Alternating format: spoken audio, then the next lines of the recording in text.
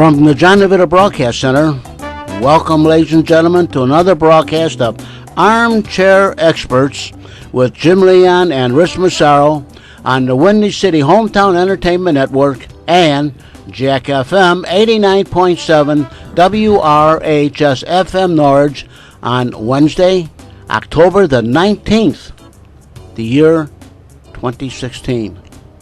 And now here they are, live, in person, and their eyeballs still moving yet, Jim and Rich. The sound you just heard was me rolling my eyes. Hey, we had some birthdays, Jim. We did? Yeah, Frankie D. Frankie D's birthday was yesterday. Oh, my God. Oh, I did see that. Yeah. And Donnie Gelsomino, Yeah.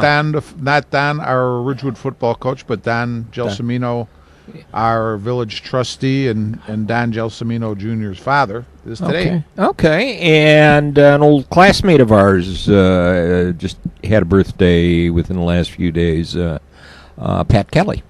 Oh, that's excellent. Pat, you old son of a gun, you. I believe something else. But I believe he hit his Medicare birthday. wow.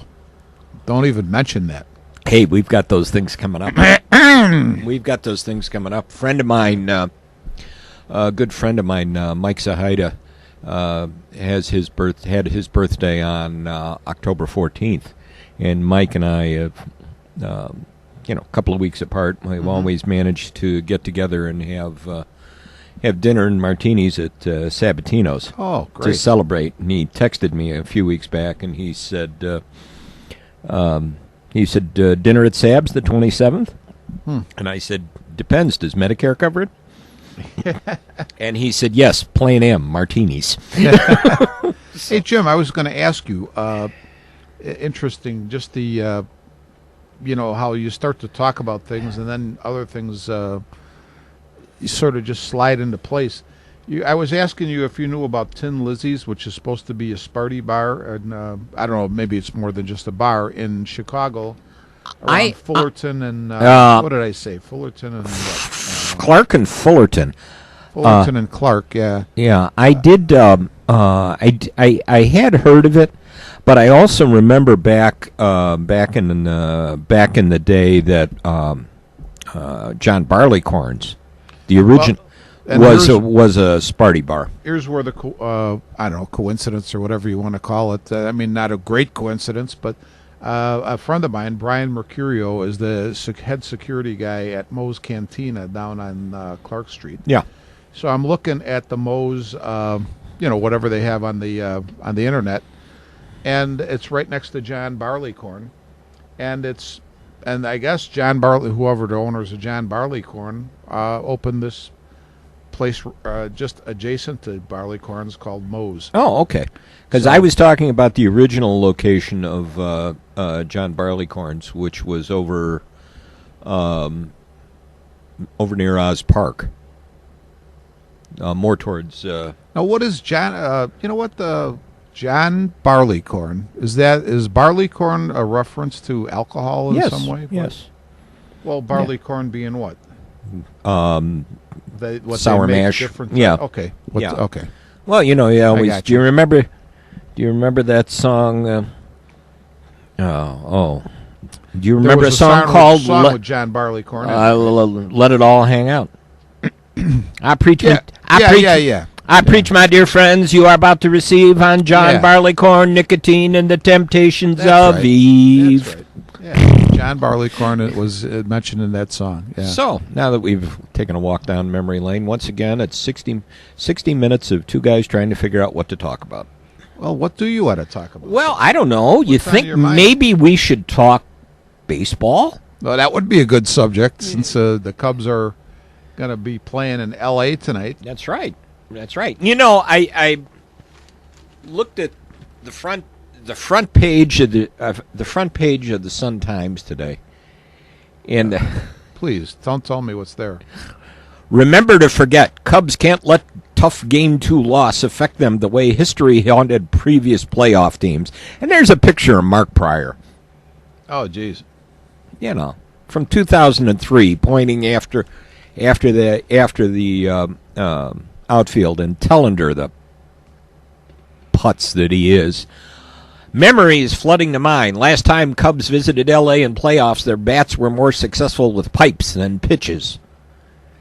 I think the only thing, you know what? I mean, the only thing that I'm probably concerned about is the lack of hitting coming from Rizzo. Actually, your 3, 4, and 5 spots in the lineup have been haven't been the best. Well, here's now the last few games. I'm hoping that this is not going to be the case, but Clayton Kershaw, obviously great pitcher, but even Rich Hill and the young pitcher Urias, both lefties. What I don't really like offensively for the Cubs is that Fowler and Zobrist are both turned around to be right-handed hitters, and I think strictly because they're left-handed hitters more often. Right. They're less dangerous as righties than they are as lefties. Right. And I don't like that. But you know what? That doesn't mean we can't overcome it because we have guys like Bryant and Baez and. Geez, you know what? The one thing I question every time he does it is when he sends Soler up there to hit for somebody. I mean, Why? Soler had a really good, what was it, the NLDS last year. Yeah. But last year is last year. Soler as being a guy who's now watch, I hope he makes me wrong at some point, but I don't see him as being a very effective pinch hitter. He's just got, I think he's a guy who needs to see a pitcher more than once. I would kind of agree with you on that now that you brought it up. He needs to see them a few times to get sharp and understand what's coming at him. You know, I don't know how effective he would be coming off the bench. I could tell you this though: the Cubs, Madden over the course of the season has made it very clear how much he thinks how important defense is, and I would say in every one of the playoff games that we've been involved in, the Cubs have had at least one gem in the field. Oh yeah. I mean, we have one heck of a defensive team out there. Yeah. But I will say this: the other thing I thought of the other day, as I looked at the lineup, and the day I'm thinking of is, we had Fowler, followed by Bryant, Rizzo, Zobrist, then Russell, then it was that particular day I think was probably Baez. It might have been Baez and so on, and Hayward batted 8th. But I'm thinking, I tell you what, we miss here's where we miss Kyle Schwarber a little bit, right? Because I don't think that lineup. Obviously it's going to be more dangerous with Schwarber, but I mean, you want to lengthen that thing so it's more dangerous all the way down the line, and I think. Depending on who he plays, we don't have that. Well, he's talking about tinkering a little bit with the lineup tonight. Mm-hmm. Didn't say much. He said nothing major. I'm kind of wondering if Baez might be pushed up in the order and Zobrist dropped to give Rizzo a little protection. Because Rizzo really hasn't done much of anything, but Rizzo's one of those guys who can suddenly go 3 for 4. Yeah, and drive in 4 runs during a game. I don't think anything is going to happen with the first 4 guys at all. I mean, that's a lot of movement when you mess with your first 4.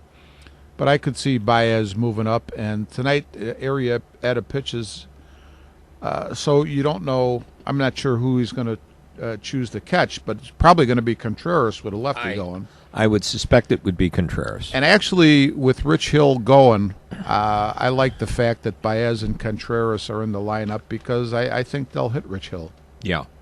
Those guys will, The other thing is I heard somebody say, sometimes people can be, obviously they can be meatball-y, but then sometimes when they break it down to the basics, I think they often hit it better than those of us who really try to analyze things a little bit.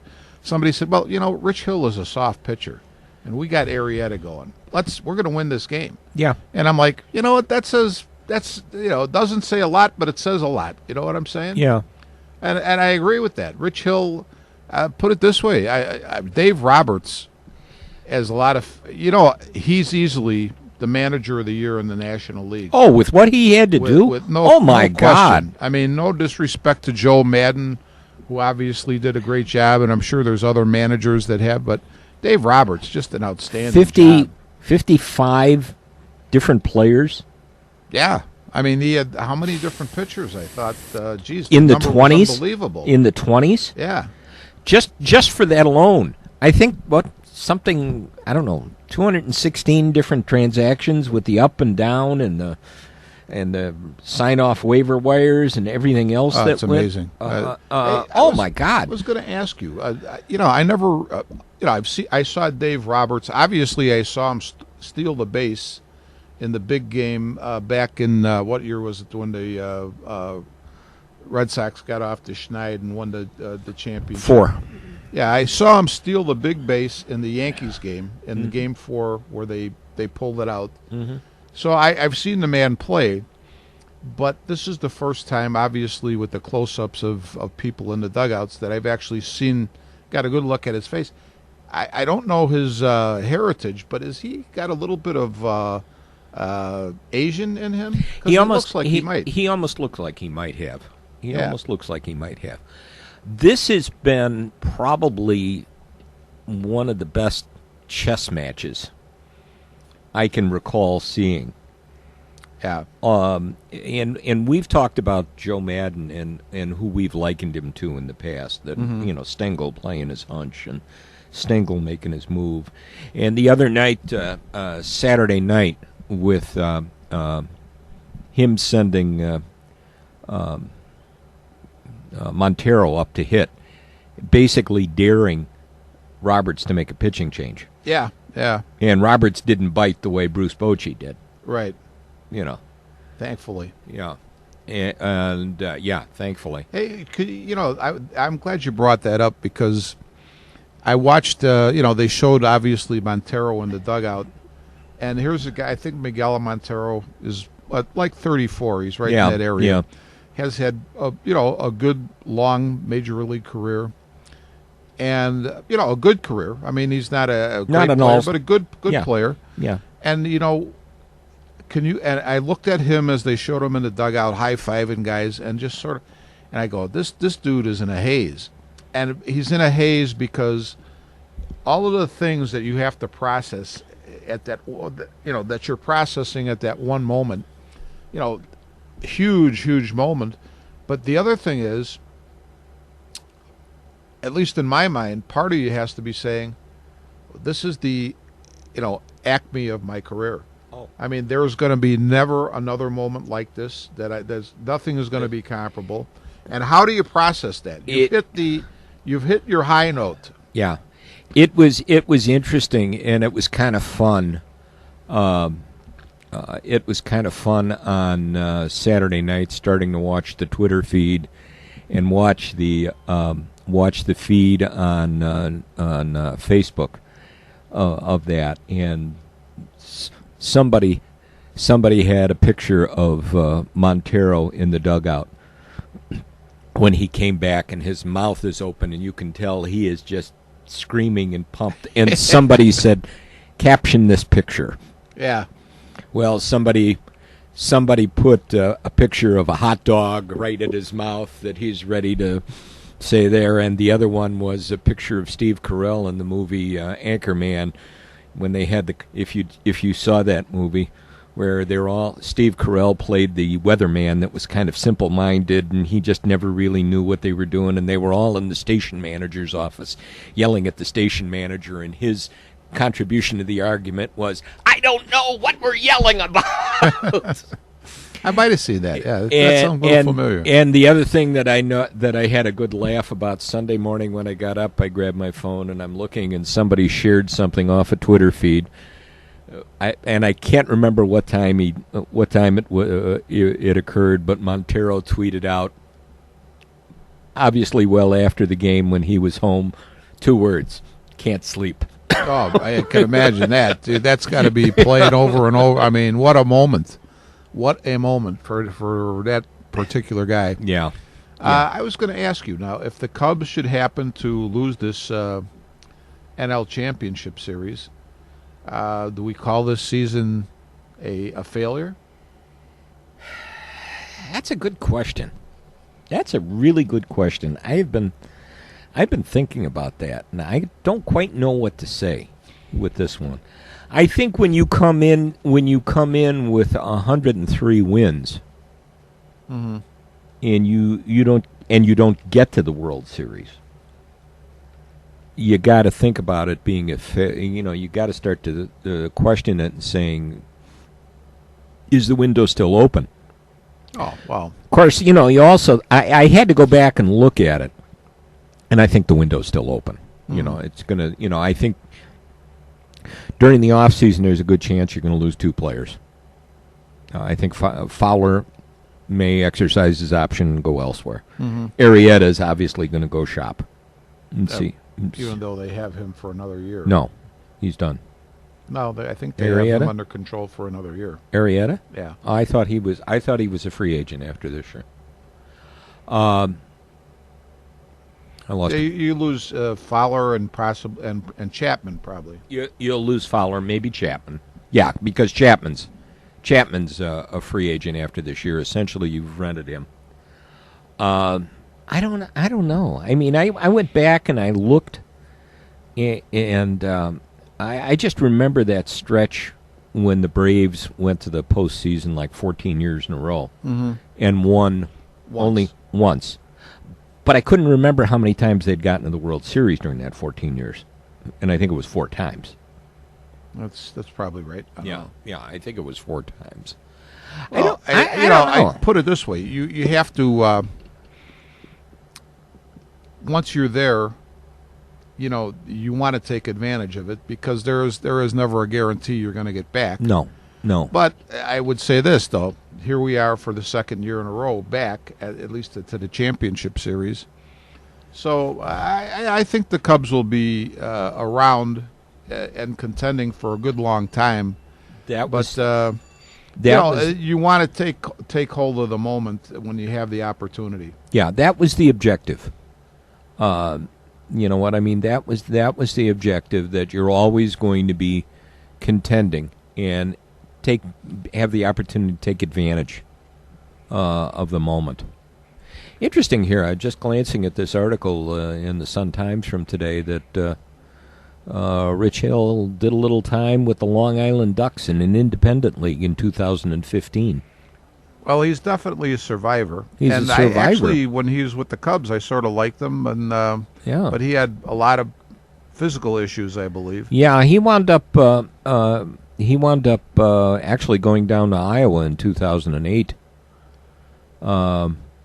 He was 11-8 in 2007, but as you said, his physical issues, back and groin problems, Tommy John surgery, and most recently recurring issues with blisters. I wanted to. You're talking a little bit about Rich Hill. Made my mind go back to Montero, and you never know in sports, and I think it's the greatest thing, and it's one of the things that keeps all of us interested in sports. When is your moment going to come, or is it ever going to come? And for a guy like Miguel Montero, his moment came a few days ago. Rich Hill, obviously, his career has been resurrected in a big way. I mean, I would think that of the pitchers that Roberts has available, obviously he entrusted the final game of the NLDS with Washington to Hill. I mean, so you didn't let him in. You didn't keep him in there very long. No, but he started it. So that's. I don't even think he got through 3 innings. But I would say this: you just the point I would make is you never know when it's going to be your turn to grab that ring, and it's interesting. It's what makes it interesting. And that's the thing you always see about playoff baseball. Somebody does something that's totally unexpected. Well, did anybody expect Daniel Murphy to perform the way he did last year during the playoffs? That's true. But still, you know what I heard guys say? We played softball on last Thursday night, and so guys are talking about the games and whatnot. And somebody said, you just hear guys talking back and forth. I don't want to face Daniel Murphy again. He's hot. He's a better hitter now than he was even last year. And I'm thinking to myself, in my mind, if we would have played Washington, that wouldn't have been a big concern of mine. I mean, not to say, he might have performed well, but you don't expect him to perform the way he did last year. I mean, he was totally off the fire. Off the charts. Yeah. Off the charts. And I mean, it was like the way Soler was during the series. Yeah, during the playoffs, too. Well, I think what people don't realize it's like the way Baez has been playing. Definitely. Even though the obviously this is the playoffs, it's all magnified because of the media is right on top of this thing.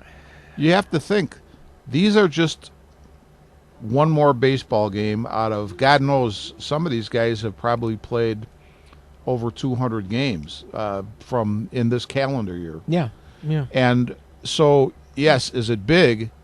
But at the same time, during the year, I know that in the NLDS between Washington and LA, Jose Lobaton, who was a catcher for the Nationals, came up with a big 3-run homer. He's a guy who probably didn't hit 3 homers all year. He's not the first string catcher. No, since Ramos is out. Ramos was hurt. But you know what?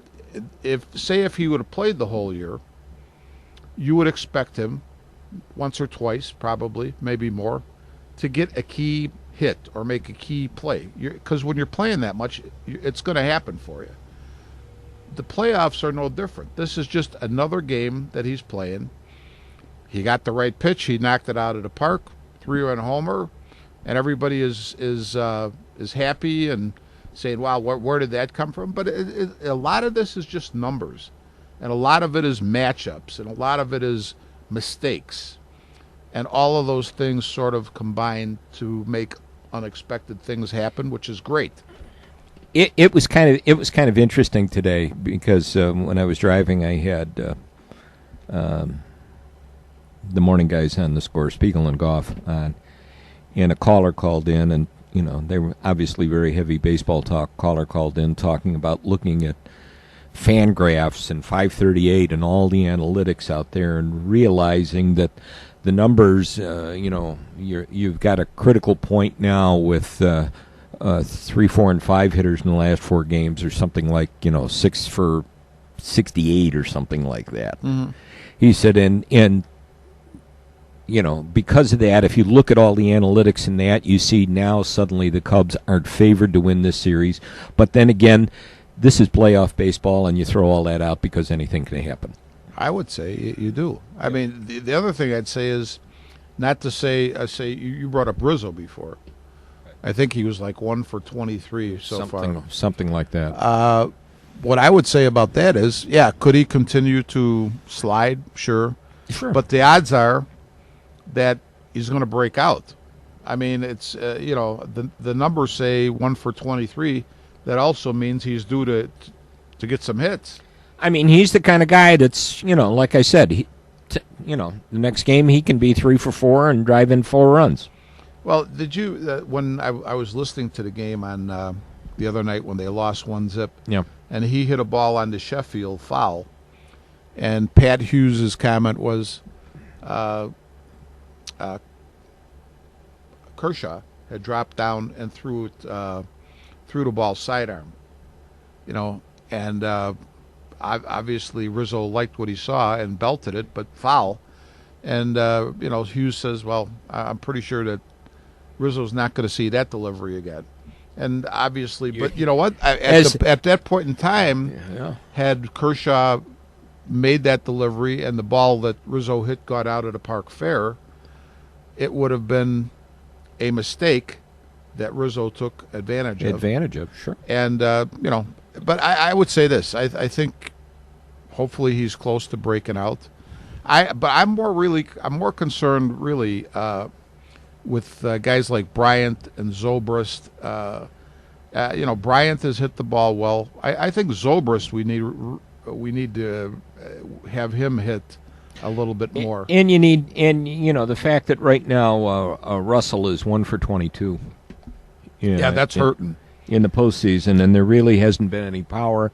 A little piece in here about Joe talking to him after batting practice on Monday, and Russell says he was just saying, make sure you finish your swing. He doesn't tell me how to swing a bat per se, but he told me I'm strongest when I finish my swing strong. See, Joe. That's where Joe Madden has some real wisdom, because instead of getting into the mechanics of a guy, especially when a guy is not going well, you start to get into the mechanics of his swing, and to me, you probably have more of a chance to do harm than good.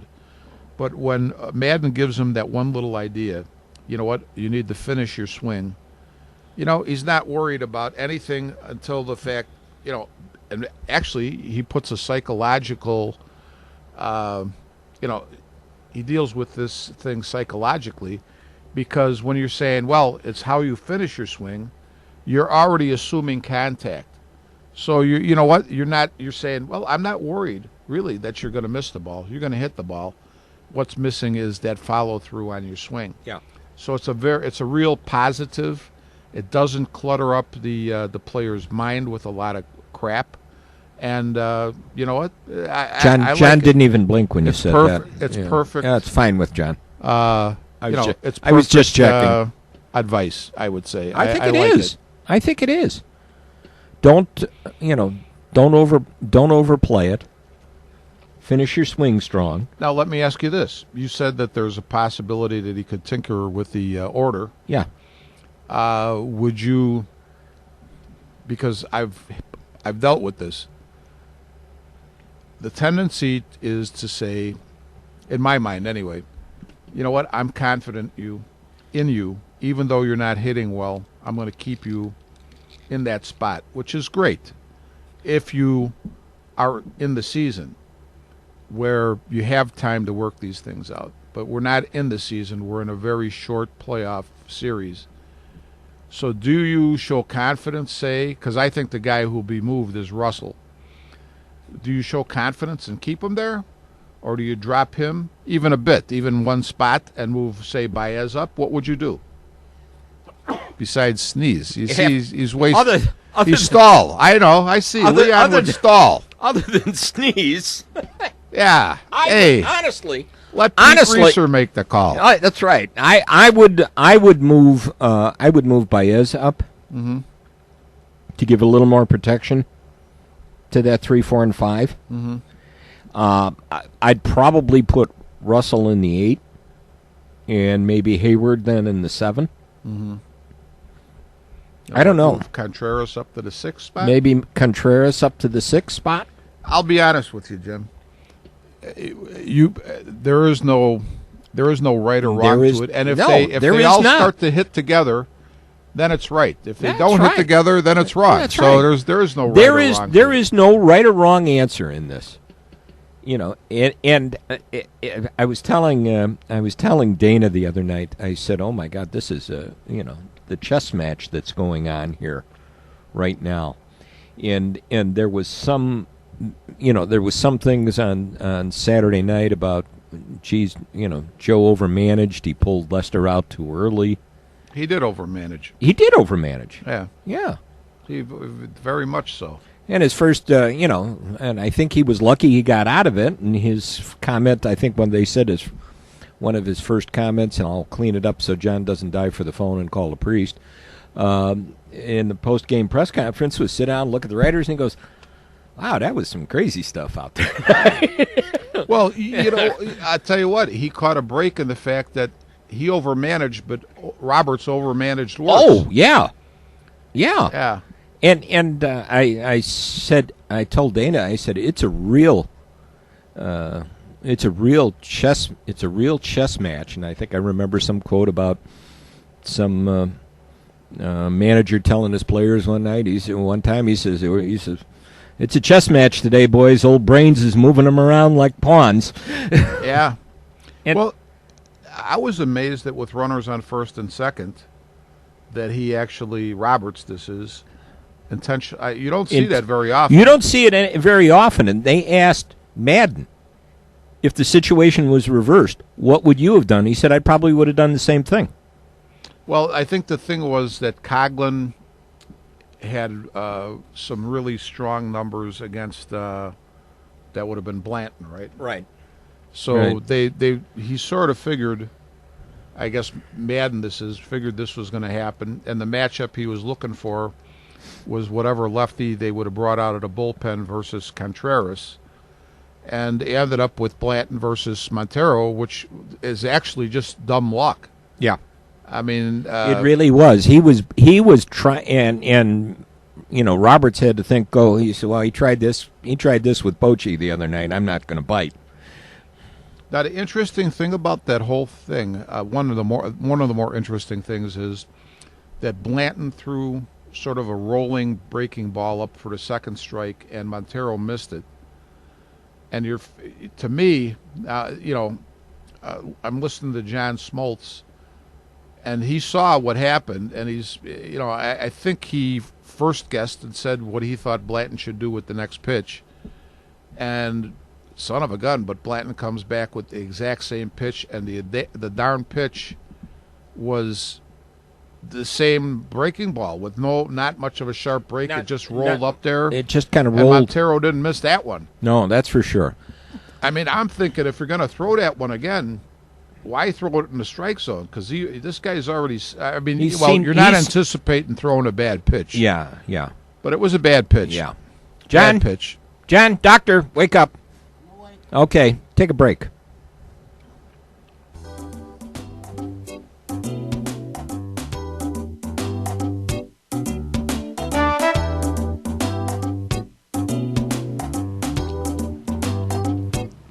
You're listening to Armchair Experts from the John DeVito Broadcast Center on Jack FM 89.7, WRHS FM Norwich, and the Windy City Hometown Entertainment Network on Wednesday, October the 19th, the year 2016, with Jim Leon and Rich Massaro. And this is Jack FM 89.7, WRHS FM Norwich, Illinois. And now, back to Jim Leon and Rich Massaro.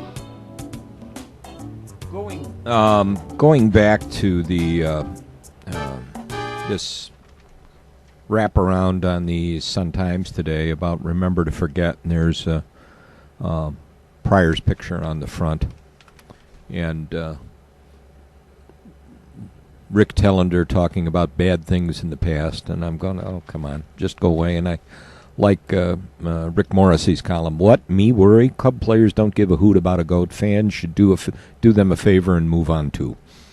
Well, I think that's probably been the attitude of other Cubs teams of recent, 90, was it 98 that we could have, we were close to making the World Series, or what year was it? No, 03. 03. I mean, I think the players always feel that way because the only way they know about any of this stuff is they hear people talk about it, but I don't know that it necessarily has any effect on them. I don't see why it would. I don't know why it would. I mean, I was talking with Dana, and I mentioned about all this talk about the curse, and I told her about the curse of the Bambino that the Red Sox fans kept blaming for that, and how that one was overcome by that comeback in that inning against the Yankees in the ALCS, and then they never lost the rest of the way. Mm-hmm. Yeah, right. And it's the kind of thing that can turn around and happen. Well, I have to say I'm not. I'm really not worried. I think we have a good team. Put it this way: if the Dodgers somehow outplay us, then they outplayed us. But I don't see it being a curse or bad luck. I mean, there's been a few things that have happened. I'm trying to think now. There was a couple things that have happened in the first series and then the couple games in this series that how about this? We try a safety squeeze, and Baez actually gets caught and then ends up scoring. Yeah. So that could, now if he ends up getting caught, would you say, oh, geez, that was bad luck, or Lack what of game was it? Lack when, of lack of execution. Well, here's the other thing. Rizzo goes to the stands, makes a play that he's made more difficult plays into the stands than the one. He ends up dropping the ball. They end up scoring a couple to tie the game. We end up winning the game. So you know what? You could have said, "Oh, geez, there it is again, bad luck." But guess what? We overcame the bad break, if you want to put it that way, or luck, or whatever way you want to put it. Yeah. So I don't think it's. Yeah, I mean, luck is always involved in some way, but doesn't necessarily mean it's, even if it's bad luck, it doesn't always mean it's going to be fatal. Yeah. So I'm just glancing at this article from Morrissey talking about, I didn't sense doom and gloom as fans walked out of Wrigley after the loss Sunday night. I sensed a group of people who just watched a great pitcher, Clayton Kershaw, shut down the Cubs. I expected this Sunday night. I really expected. I expected a loss with Kershaw. Well, there's another thing. If you would have read about Clayton Kershaw prior to the playoffs, you would have said this guy has underperformed, and well, guess what? You give a great player like that enough shots at it, they're going to eventually That's right. Have a great game. So, That's right. yeah, I don't see why anybody should be that surprised. That's right. He said it goes on to say there is a curse, but not the one commonly associated with the Cubs. It's the curse of the people who believe in the Billy Goat curse. Yeah. These people can negatively affect the team with their Eeyore tendencies. There's no way to prove it or to quantify it, but I believe it's there in some measure. The best advice is to take Montero's advice. It's time for everyone to forget everything if that's possible. Forget Game 2, forget the 107-year drought, forget the ghost of playoff past. Not realistic, okay? Next best thing is, though one also with a high degree of difficulty, would be for fans to suppress the urge to declare that the end times are at hand at the first hint of trouble. But you know what, Jim? I'll say this. I agree with what they're saying, and the players are I don't think are affected by it. No. But people who follow the Cubs say, I mean, you and I were around when '69 happened. Yep. You know, we've been around for the other playoff. Yep. You know, we were there when Leon Durham let the ball go, or the ball went under his glove. Right. We were there for the Bartman game. Me personally, for this Cubs team, I view them as totally different. But let's put it this way: if you're a Cubs fan and you have a fatalistic outlook, right? You know what? I'm giving you a pass because too many bad things have happened. So don't dog out the people. I don't believe in the curse of the Billy Goat, but I have seen the Cubs have a lot of bad luck in big games. So I'm not saying it's going to happen this time. I feel good about this team, but you know what? I can understand when people feel that way. If you get beat, I look back over the years. 84, when the Padres beat them, that depressed me because the Cubs were the better ball club. Mm-hmm. 89, when they lost to the Giants, that didn't bother me. The Giants were a good ball club. Yeah. 89 didn't bother me. 2003, that was just one of those you looked at and go, oh my God. 98, when they made the playoffs and got swept out. Well, they snuck in and they had to win a one-game playoff versus the Giants. Yeah. To get into the playoffs. I was there for that game too, by the way. Mm-hmm. I've actually seen the Cubs clinch something. That's good. That's good. But 98, that didn't didn't bother me, even though I had tickets for Game 4. And well, you know what though, Jim? I think the other thing is you get to a point in your life. We're both in our mid-60s. And you know what? Would I be disappointed to see the Cubs mid-60s? Yeah. Jeez. Would I be disappointed to see them not at least go to the World Series? Sure. But you know what? It's not gonna kill me if they don't either. So that's. It would be nice because Thanks, John. I thought about I thought about the fact that My dad went to the '45 World Series with a friend of his from the service after they got out. I remember in '59 when sending the order in for the tickets when the White Sox got into the World Series and getting the order and getting everything returned because the tickets were gone. My dad was really brokenhearted because he said, I want to take my kid to a World Series game. Mm-hmm. He said in '69 when everything fell apart, that was, he was looking forward to it again because he was a big Cub fan. Sure. He was a big Cub fan. And I always talk about the fact that I blame my, I don't necessarily know if it's a blame, but I'll blame my love of the Cubs on my dad and his uncle, my grandma's brother, my great uncle, Henry, who was a big baseball fan, and could tell me stories about going to see Cap Anson and the Cubs in the turn of the century. Mm-hmm. It's like, how cool is that? Yeah. In finding when the old family residence on the 4200 block of Hearst Street was being sold and cleaning out things, and finding a book of stats from 1913 that some beer company put out and my uncle had saved for over the years with things underlined and notes written in it about players. I'm going, how cool is that? Yeah. To go back to that point and see the connection. Sure. The family connection. Let me ask you one question as I'm trying to avoid getting into football talk because I just look and said we from got to bad get to into worse. football talk. But let me ask you one question. One of the things I heard about, or heard Joe mention about talking about baseball IQ and referring it to Javi Baez, saying his is off the charts. Mm-hmm. Who does he remind you of, Baez? Baez? Yeah. Does he remind you of somebody? I've been trying to rack my mind, thinking. Starlin Castro? I'm going farther back. No, I'm kidding about that. Yeah.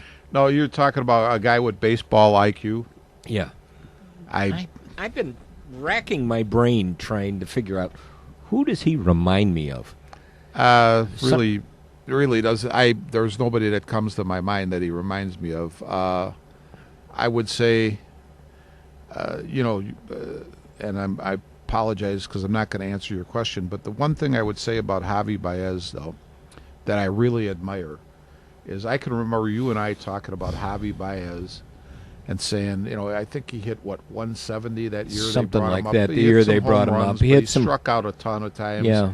About 40% of the time he struck out. The next year they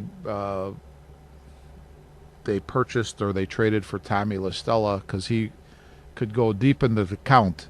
And I remember saying to you on the show, I'd rather see Javi Baez strike out than see Tommy La Stella go deep into the count.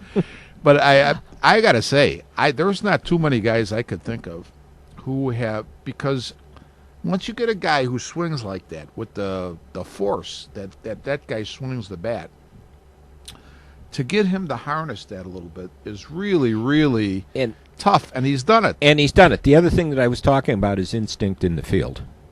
Is what? His instincts. Oh, I know you're talking about the instinct on the field, the base paths.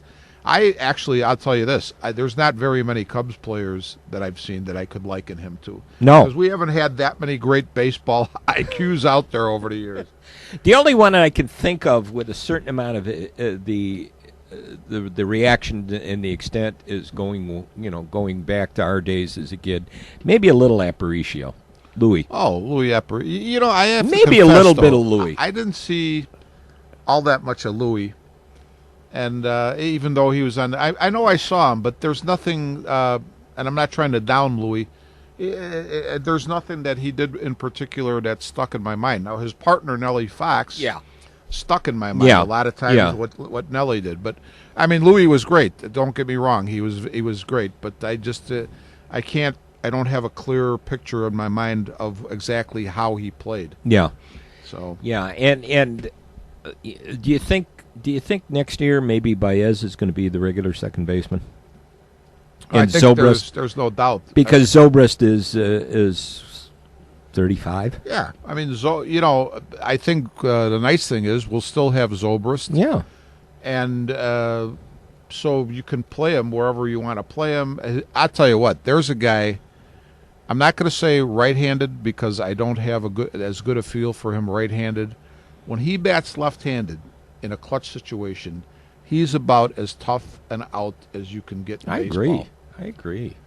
And just outstanding. That's why I wish that hopefully we get into the Dodgers bullpen and they send some righties up there because I want to see Zobe batting lefty. Mm-hmm. So, but I'm sorry about not having an answer for you on Baez. No, He's I outstanding, was just I've been kind of racking my brain, trying to liken him to somebody. Yeah. And I wanted to bring it up and see if you had any sort. I hate to keep going back into the archives. That's all right. I mean, going that's part of back it. That's part of it. over 55 years. So now I want you to clench your teeth and bring up your next subject here. We know we got to talk about this for a little Well, bit. let's talk about the fact that the Big 12 didn't expand. The Big 12 didn't expand. I didn't. I'm trying to avoid it. I had a good laugh. The Big 12 passes on expansion will stay at 10. I saw somebody, some wise guy, posted a tweet that the college presidents of the Big 12 are meeting to decide whether they expand. If white smoke comes out of the chimney, they'll have expanded. If black smoke comes out of the chimney, they're ordering pulled pork for lunch. That's good. All right, so much for that. All right. Yeesh. Yeesh, what? The Bears. Well, I actually, have you seen these? I'll tell you, I call the show, I don't know what they call it, but I call it Two Guys Who Love to Hear Themselves Talk. Did you see the new show with Skip Bayless and Shannon Sharp? No, and I don't think there's enough drugs in the world that could make me watch that show. The other day, I'm at Jay's for a beef, right? Yeah. And they have TV on. They got ESPN. The sound is on. Yeah. And I'm sitting there. No, that's They Fox had- Sports now.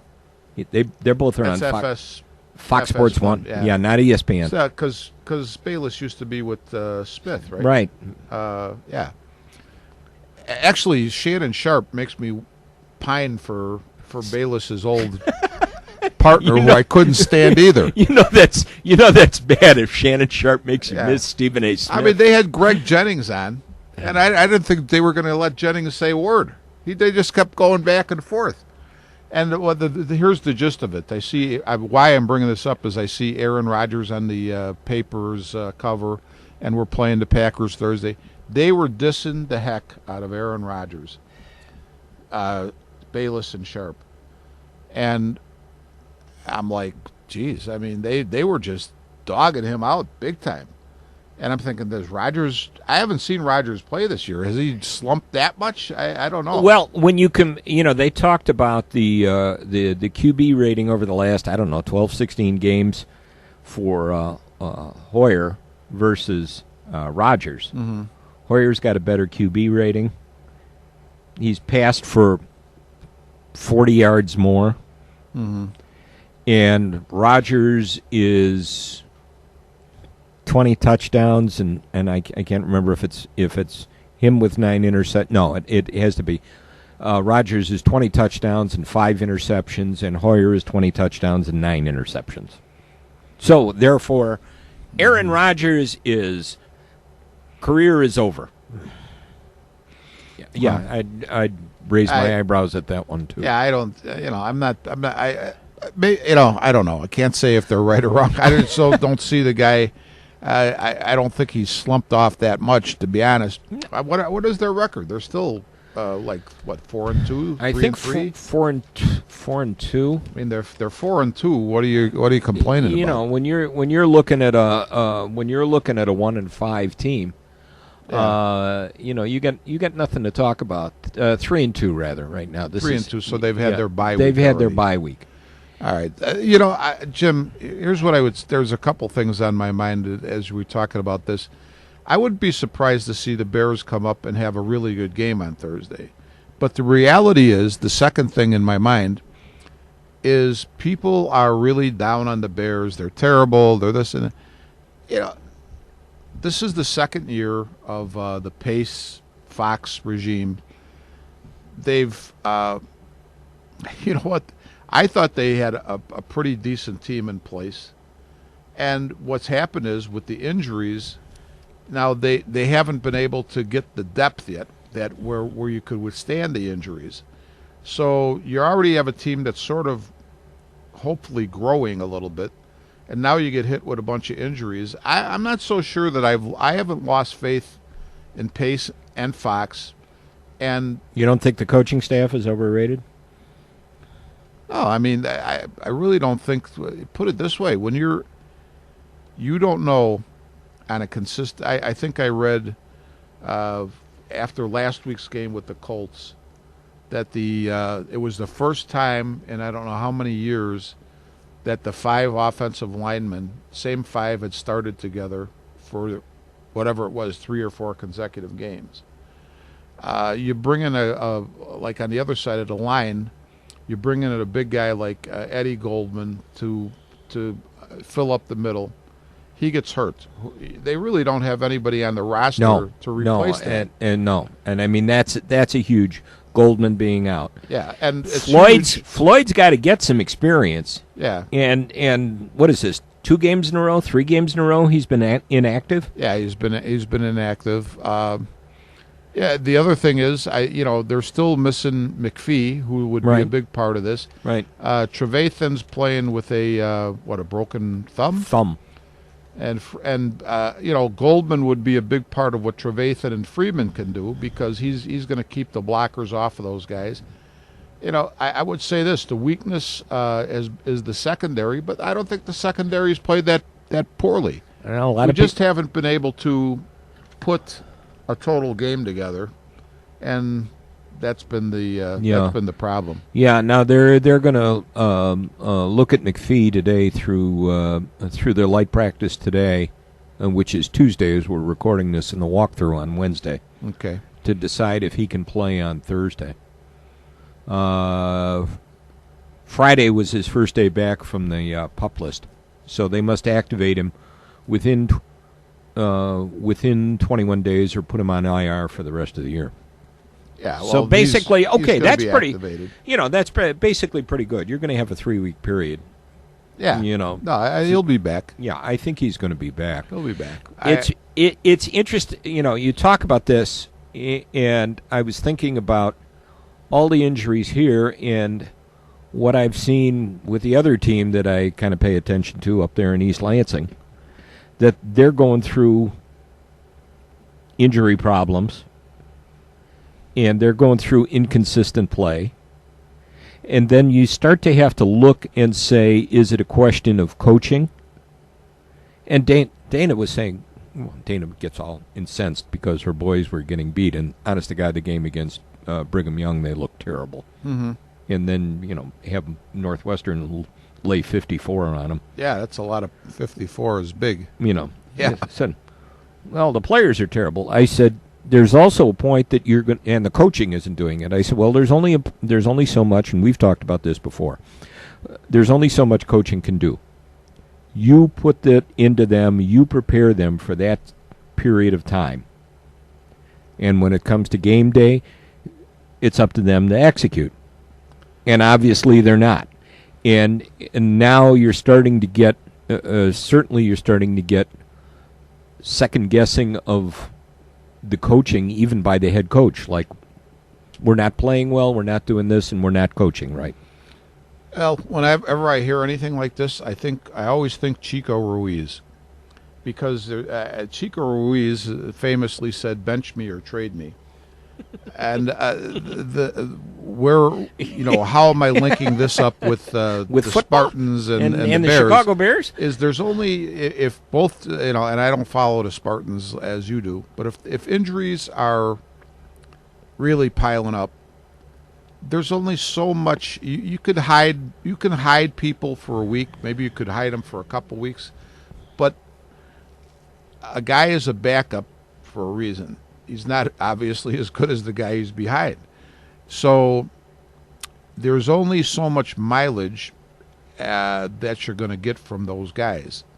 You might get a guy on occasion who is on the bench and he's first string caliber because maybe you're really deep at that You're position. deep, right? But it's not going to happen throughout your whole team. And I Right. think people, John Fox, to me, says it the only way you can say it. Well, it's next man up. What other choice do we have? That's right. Well, you think we're That's going to right. get somebody great off the waiver wire that's Yeah. going to step in and be whatever? Or somebody off the street? No, Yeah. it's going to So be the next this is man. what we've got. And it goes back to certainly pro ball. I mean, you're going to be talking about how effective your drafts were. Mm-hmm. The similar thing in college ball. How good did you recruit? Right. And now the complaint on and the thing that everybody's tagging the Spartans with is the recruiting class of 2013. 17 guys signed. Really, only one of them has been a productive ball player. One of the running backs, and nobody's really stepped up to take the opportunity. Well, it happens. Sometimes you put it this way. You could, and who knows why it is. I don't know. I don't think either of us know enough about the way, in this case, the Spartans operate to say how those decisions to bring that particular class of players came about. But I could see. I mean, I don't think I don't think it's out of the ordinary to have an organization miss. Oh yeah, On a whole year's worth of players. it can happen. Yeah, I think it can happen for sure. It can happen. I mean, good Lord, go back and look at the Jerry Angelo, Phil Emery drafts. Well, the other thing is, Jim, you don't know, with those, even with the Bears, or professional team, or even a college team, somebody is going to get the blame. Okay, you bring up Jerry Angelo, and in Michigan State, I don't know if they're going to blame the head coach or what, but I think nobody really knows exactly. Is there somebody behind the scenes, or more than one somebody behind the scenes, that's helping to make those decisions? Right. When you tell me that the Spartans have a group of a certain year that only one player is actually panned out in a group of 17. My first question would be, okay, was somebody, say, on the staff that was only there a short time, but somehow had an inordinate amount of influence on what they were doing, and then didn't pan out or found other greener pastures and moved on? I mean, I could see that happening too. Did an old friend of D'Antonio's come on for a year or two, and he had D'Antonio's ear, and this was the result of it? I mean, anything could happen. Oh, sure. That's a not a super way out scenario, but that's a scenario that's possible. That's a very possible. Yeah. That's a very possible thing. You don't. I mean, I guess my point is, you don't know exactly. If you got a whole year where almost everything is washed out, what the heck happened in that year? Something happened. Was D'Antonio sick? Was the guy who was the chief recruiter sick? Was all of a sudden did D'Antonio's great long lost uncle on his mother's side have his ear, or what? I don't know. We don't know. The magic may have disappeared for a year. Yeah, you don't know. And it's just kind of an interesting thing to look at. And you have the holes to fill, and especially when you come in times like this with injuries and it doesn't work. Yeah, no. Sometimes you're lucky and it works. Sometimes it just doesn't work at all. That's right. That's right. So now the thing that'll kill me about this, though, is like for the Bears, and maybe for Michigan State too, you'll hear over the course of the offseason, I'm not predicting this, but you could hear over the course of the offseason, well, we're gonna bring in a new medical staff. You know what? A guy pulls his groin. He breaks his shoulder. How the heck are you laying that on the medical staff? That's very Bulls-like, Oh my God. Yeah, that's very Bulls-like. Yeah, it's amazing. And by the way, what'd you think of the trade, the Bulls trade? It's what did you say? The Bill Veeck. The Bill Veeck theory: trade $200,000 dogs for one $200,000 cat. the thing I find interesting about the trade, everybody's going to say, well, geez, here we go again. We got a guy who's not even a 30% shooter from 3-point range, fitting into Hoiberg's offense. But what I do like about the trade is that the real positive about Michael Carter-Williams is that he's a hound dog on defense. And if we're going to go back, here's the interesting thing, though, Jim. We got rid of a coach who was like stone defense. Yeah. And all of a sudden, guess what? After 1 year of trying something new, we're remodeling our team on, what was it? Defense. What was that thing that the other guy used to play? Yeah, defense. Yeah. So, pretty interesting. Well, it's interesting. One guy just glancing here says little risk in Carter-Williams deal. And I suppose he's right. Oh, there's no risk at all. There's no risk at all. Tony Snell, I'm not knocking Tony Snell, had absolutely, we'll put it this way, minimal impact on the Bulls roster. Right. And we're trading him for, so if this guy has minimal impact, so what? I mean, you traded somebody, and if we get a little something out of him, great. It's God a good bless. trade. Yeah. And I'm laughing. There's such a big deal out of the fact that when he came here, he asked for uniform number 1, and now he said, "Oh no, I'll take number 7," so the Derrick Rose fans won't be upset about it. Oh, really? Wow, we really care if Derrick Rose is upset or not? And I like this. Jimmy Butler found it all amusing. Let him have whatever number he wants. If he wants 21. Butler's number, he can have 21. Well, see, Butler, that's an intelligent comment. There's an intelligent Does it comment. make any sense? I mean, who cares what number he's got? Yeah. You want my number? Here, take it. Here, I'll wear something. I'll wear something else. I'll take something else this year. Maybe it'll make it better. I don't know. Let's see what other things were on my mind. I'd like to see that the White Sox made their big move, retooling their coaching staff this year and signing a new third base coach. That's going to make a whole big difference. Yeah, well, the interesting thing, wasn't Nick Capra wasn't he the player personnel guy or something? Something like that. Yeah. Gee, didn't we hear this once before when a guy came down to manage them that was sort of in that role? I don't know. You know, gosh, that sounds awfully familiar. No. You know. He didn't. I tell you what, Robin Ventura's got to be. I'm not gonna. He doesn't get upset. Maybe that's part of his problem. But I think he'd be laughing right now. They bounce him out and they keep almost everybody else. And I'm like, I guess your good buddies with the White Sox are showing you exactly what they thought of you. Huh? Yeah. Oh God. One other thing. What's your thoughts right now on Jordan Howard being the running back with the Bears, the lead back? You know what my thought? A guy like Jordan Howard or any guy who's been like the mainstay of a running attack, which he was at Indiana. Yeah. You got to. I like the idea. It's a real professional thing, and the colleges do it. Alternating backs. But I think a guy like Howard, who's a bulldozer, he's a horse. You got to keep feeding that guy the ball to get the best out of him. I think you do, and I'm kind of looking forward to when Langford comes back from his injury, to see how they use him, because I think that could be a very good 1-2. Yeah, it could be a very good situation. Honestly, Jim. It's I hate to use this word because it's overused, but it's I guess it's the sexy thing to do, to keep like 3 or what did they have, 3 or 4 running backs? You got they had Howard, Carey, Langford. I'm counting Langford when he comes back. Did they have a 4th? Yeah, they signed somebody. Doesn't matter. Jaquez Rogers? No, did they sign him back? I thought they did. They signed somebody. Well, my point would be this. Why are you in a league that doesn't really run the ball anymore? Why are you? I was all for. I'll be the first to say I'm just as I'm the same page with them. But now thinking about it, why did they do this?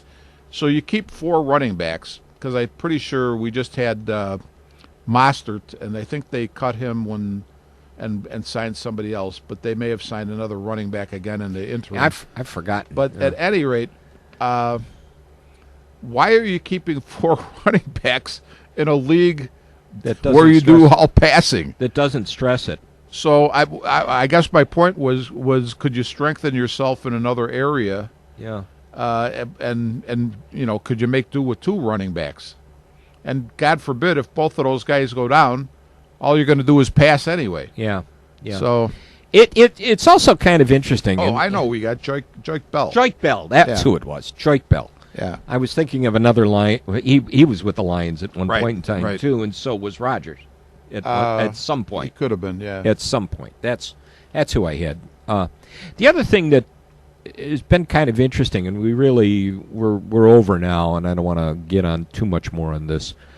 A lot of people are saying that the pro game, certainly the way it's being officiated now, is making the game unwatchable. The ratings are down. I could see why. And it even got to the point last night on Monday Night Football that Sean McDonough and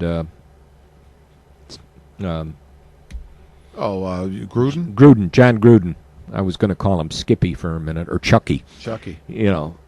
talked to the point where McDonough said, well, I can understand while ratings are down with the number of penalties that are being flags that are thrown. Yeah. He said, and both of them kind of said, nobody's allowed to play the game. No, And he said, you're getting flags thrown, and you're wondering if the rules are even understood. Jim, this is not the NFL, but I read the deals section every day in the paper, and this week or the end of last week, one of the two, I'm looking at the CFL, right, and they've got, I'm holding my my fingers about 2 inches apart, Yeah. right? Span of 2 inches. Yeah. They've got about 2 inches. It wasn't in this. I don't think it was in Monday's or paper, but it's all the fines for various things done by CFL players. So I look and I go, such and such a player got fined for a low hit on the quarterback. Well, 2 sentences later, such Somebody and such a player Fined for a high hit? got fined for a high high hit hit. on the quarterback. I'm like, okay, you can't hit him low, you can't hit him high. John's just going WRHS 89.7 Norwich. Okay. And John panicking, suddenly making gestures at me, so I which is agree. not unusual for John making gestures at me. What are the rules? You can't hit them high. You can't hit them low. You know what's interesting? We were talking one day over coffee, and somebody said, well, you can't grab inside the shoulder pads anymore and bring a guy down. Right. They said, but you could hurt his neck or his back. I said, well, can you pull his hair? Oh, yeah, you could pull his hair. I go, well, let me ask you this. Some guy with dreadlocks. What's worse? I'll tell you what. I've been grabbed by the shoulder, inside the shoulder pads, to be brought down, and it's sort of a slow process. And you know what? Yeah, maybe you could hurt something. I would be more likely, maybe your leg or something might buckle. But when the guy is running and you grab him by his hair and you're jerking his hair back, I think you could hurt his neck or his head. So I'm like, well, let me ask you, why can you not reach inside the shoulder pads, but you can grab them by the hair? I go, that makes no sense. If you're trying for safety, it makes no sense. Okay, to me, I'd say don't have your hair that long, and you won't have to worry about that part of it. But why is one a penalty and the other not? The rules, to me, they're not incomprehensible, but they've done so many things to just that have just slowed down the game. You cannot see a kicking play. I got to bet that 1 out of every 2 kicking plays, I'll exclude field goals and extra points, punting or kickoff, there's a penalty 1 out of every 2. I'll almost guarantee you that, because it's either blocking in the back or it's holding. Or holding. But you know what? I always was taught, and I think it's safe, if you get your head in front of the guy, okay, to make the block, and everything else is in the back, that should be a legal block. You're not blocking. If you're just plain out hitting them from the back, that's illegal. But I've seen where a guy gets his head in front, and everything else, he all the other contacts from the back, and they throw a flag on that. That shouldn't be a flag, as long as because the key thing there is the head. If you're using if you got your head involved, then you got more momentum. If you're just getting your head in front of the guy to slow him down and bring him down with a block, he's not getting the full force of your body along with that. Okay, you're slowing him down basically. But I've seen the refs throw the flag on that. The rule. I mean, I'll tell you what. It's just becoming. It used to be, okay, for a lineman within a certain area of the line of scrimmage. I think it used to be, let's say, a yard or 2 yards. You could hit a guy below the knees or in the back. Okay, because you know what? If you ever played football, you know that guys get turned around. Not everybody's facing you. You still got to hit him because he's going to get turned back around. So you hit him. Now they throw flags. Okay, I mean, to me, I'll say this: in the pros, everybody's pretty big and strong, but there's still going to be differences in size.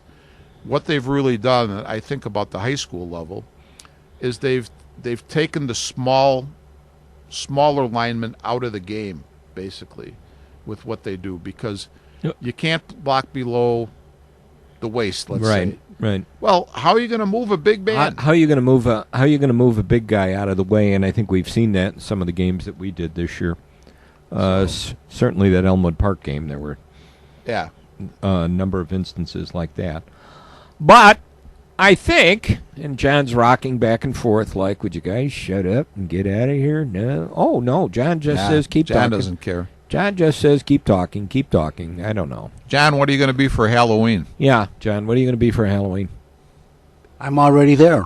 Oh, nice mask. Yeah. John already told us that one of his favorite people is going to be going out as a we don't want to. Yeah, we ain't going into that one now.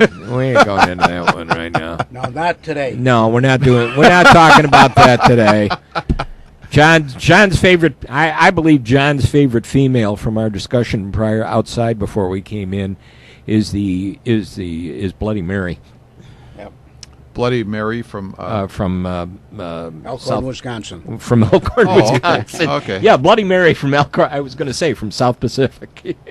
I think sometimes though, John, you didn't hear the broadcast on Friday, but we had a new kicker, and I can't remember the kicker's name, but I said I called him Schmengi at one point.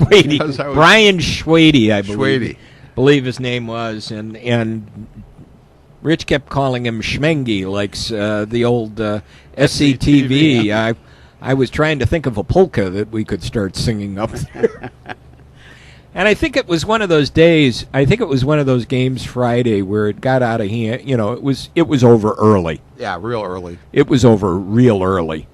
And we were kind of rambling up there and talking, and I'm not sure if there was internet video on it or not, because I think if anybody was trying to listen to the game on radio, we weren't following it. Really? Occasionally we'd mention a play. But Rich was noticing people in the stands and saying, so-and-so is here, and so-and-so is here. And I looked at him at one point, I said, what are you doing? Cup's halftime show from the Bear games? Yeah. I said, the next thing we're going to hear is you're going to be thanking Eli Schulman for sending up the very wonderful corned beef sandwiches. Boy, I wish. At least Mike Strawn came up with a cheeseburger for us, and you should have had one. It would have kept you. I was still full from lunch. Yeah, you should have had one. It would have given you something to talk about in the second half. That's true. Then you would have been complaining about me talking about Strawn's cheeseburgers. Oh, I would have been agreeing with you because we were trying to figure out a way if we could just fold up early and take off. I thought he was serious. I was ready to go at halftime. I just want to take a moment, and of course, I've been absent for the last couple football games after school because of activities I had to attend up in Wisconsin. But I do want to thank. Yeah, I know it was the hotsy-totsy. I do want to thank James Rudy for a good job and filling in for me. He did a good job. He did a real good job. This is the first time that he engineered for me without me being there. So James is my boy, and I really want to say thank you very much. James did a really good job, and we told him that. And James doesn't react very well. No. James, but again, He could be a good poker player. he'd be a good yes. I was watching a little bit of the World Series of Poker the other night on. What has that been going on like for 15 years in a row? Yeah, They yeah. haven't stopped playing for 15 years. There's guys who die Guys at the die table. right in their seats. at the table. Hey, move this Andy- old funny Andy buddy up. out of here. Bring somebody else in. Yeah. But yeah, I'm watching some of those guys there, and I'm thinking, oh, James Rhodey, he'd be a good poker He player. would. But he did a good job, and thank him again for us because we really meant it. I will do that. I'll see him And- in a little while, and I'll tell him. And anything that went wrong on these last couple of nights, these last couple of games, we blamed on you. Well, that's okay. Yeah. I've got big shoulders. Yeah, including yelling. Well, I yelled at somebody because they wanted to put the camera in our spot. And then- Yeah, you missed that one, John. You It would've liked wasn't. that. It wasn't quite as bad as the first time I did it, but Well, we got to move the camera over there. I went, no, no. I realize that, and I understand it, and I let the authorities know that the radio booth is a radio booth with microphones and not cameras. And I tell you what, John, if they don't like us, we're going to have another offer in our pocket here. That's and right. That's it. That's right. We're meant to declare free agency. yeah, well, We got- I understand from what I've been told that they're supposed to put up another booth, another press box on the other side of the field for the visitors. So we've heard. So Yeah. and be honest with you, our radio booth needs to be extended a little bit because, boy, I tell you, with the 4 or 5 of us sitting at that counter up there, Yeah, I we're get. Well, crushing if we move into another room, I got to tell you, Scott Shaw and Jim DeRose are going to be very lonely. Mm-hmm. We're going to have to the door open so we can talk we're going back. to have to have ventilation there Yeah. so we can talk to those guys. So we can talk back Yeah. and forth because DeRose started singing the other night. Yeah, he was singing, and it was it's always fun up there, John. It was You know always that. it was always one of our loose operations where occasionally what we describe is what's taking place on the field. Yeah. All right. So So for two guys who have to spend 60 minutes trying to figure out what to talk about, we've spent 76 minutes. Yeah. So let's wrap it up. Let's get out of here. Thanks again to the Doctor of the Dials for putting up with our nonsense. And good luck to the Rebels Saturday at Walther. Definitely. And we'll see what happens as far as playoff time. And maybe we'll be doing some playoff football. That'd be great. We'll see what happens if we get a home game. If not, there'll be basketball season. We'll have to figure out what we're going to do with that one yet. But in the meantime, we're going to get out of here. Thanks for listening, and we are Taillights.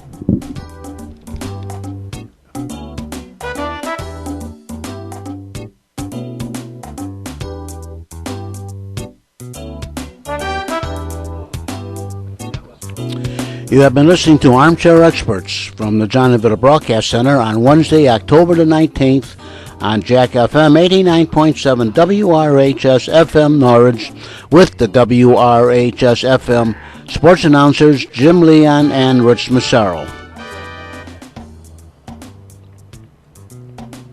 This broadcast was directed by John DeVita, and our special thanks to radio station manager Kevin Zeflik of WRHS FM Norwich and the executive producer of Windy City Hometown Entertainment Network, Mr. John Seconda. This broadcast was pre-recorded on Tuesday, October the 18th, the year 2016. Until next time, friends, please be safe and thanks for listening.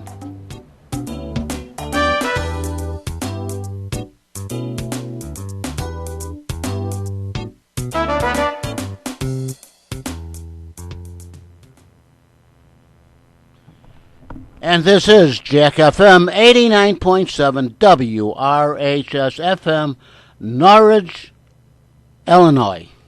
Have a great day, everyone.